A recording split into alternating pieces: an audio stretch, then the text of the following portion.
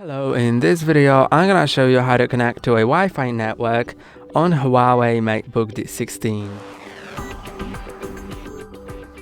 Connect to a Wi-Fi network, just click on this button right here, which is the control center. So here you have the sound, the battery, and here you'll either see the Wi-Fi icon, or if you're not connected to Wi-Fi, then you'll see a globe icon. So just click on this button and click on the Wi-Fi, then make sure it is enabled, and you'll see other Wi-Fi networks here, so you can select the one you want to connect to, then click on connect and enter its password.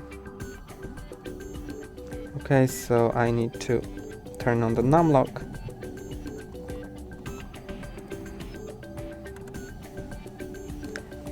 And now it is connected.